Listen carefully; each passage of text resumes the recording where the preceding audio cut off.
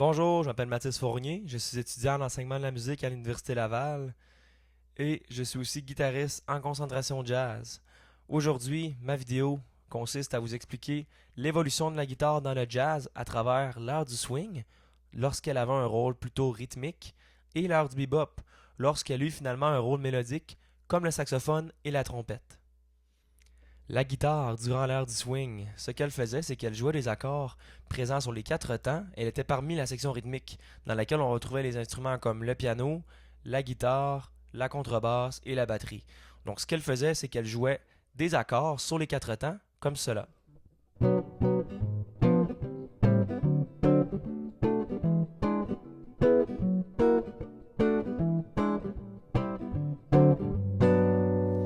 Donc j'ai principalement joué une progression de 2-5-1. C'était un peu ce que la guitare faisait à l'époque. Donc voilà. Et en plus de ça, il n'y avait pas de volume à l'époque. Il n'y avait pas d'amplification. Donc le seul son qu'on avait, c'était le son qui provient de la rosace de la guitare. Un peu comme ça. Donc le son était vraiment moins fort, ce qui limitait le rôle de la guitare à un rôle plutôt rythmique et d'accompagnement finalement pour l'orchestre Big Band. Charlie Kirsten est venu révolutionner la guitare, notamment, comme l'explique Jedins et DeVoe. En ses mains, la guitare devint un instrument doté de la même souplesse rythmique et de la même assurance dynamique que le saxophone et la trompette. Donc, ce qu'il faut savoir, c'est que Charlie Kirsten, lui, a amené l'amplification de la guitare et un jeu mélodique note par note. Donc, jouer de single note qu'on appelle, un peu comme ça.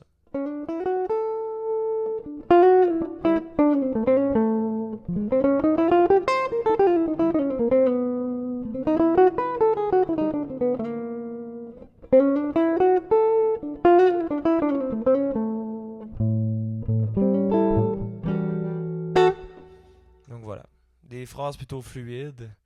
Ça s'est développé durant les jam sessions.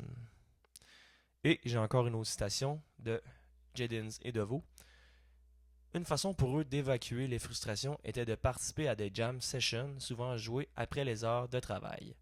Donc, après les concerts, lorsque les concerts étaient terminés, ces gens-là se retrouvaient dans les coulisses et jouaient un peu des solos d'une durée X, parce qu'ils avaient le droit maintenant de jouer ce qu'ils voulaient pour le plaisir. Et c'est comme ça que s'est développé le langage bebop.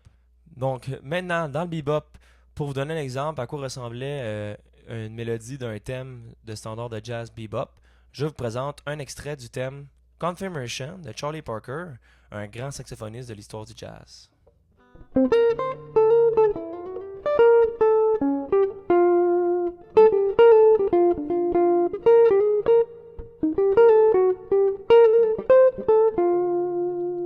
Donc, ce qu'il faut savoir, c'est que dans le bebop, les lignes mélodiques étaient principalement composées d'extensions et d'altérations.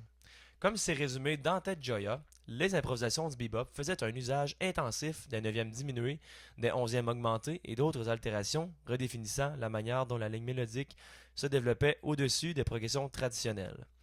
Donc, comme on l'a vu, des extensions vis-à-vis une progression d'accords traditionnelle comme les 2-5-1 qu'on a vu plus tôt dans le swing. Donc Charlie Parker avait beaucoup d'idées comme ça.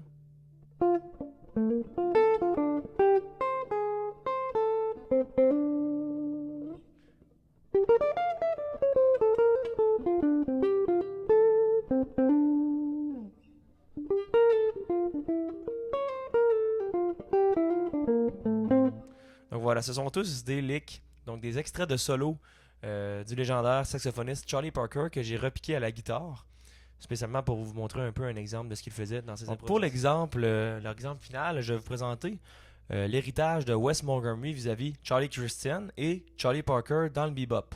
Donc ça c'est présent dans la pièce 4 and 6 de Wes Montgomery.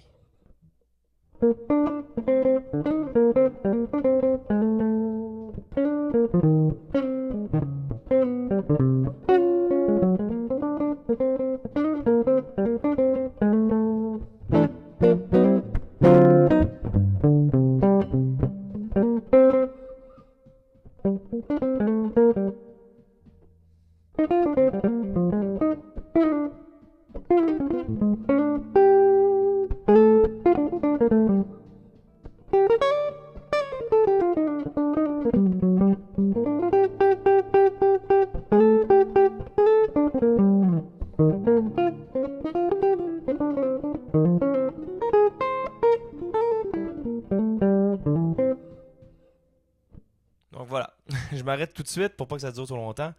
Mais voilà, on voit l'influence de Charlie Parker, de Charlie Christian sur Charlie Parker et Charlie Parker sur Wes Montgomery. Donc finalement, voilà comment la guitare a évolué du swing au bebop vers un jeu plus mélodique et plus de soliste finalement. Hein? Donc c'est comme un peu d'effet de son rôle d'accompagnement qu'elle avait dans le swing vers un jeu plus mélodieux et harmonieux.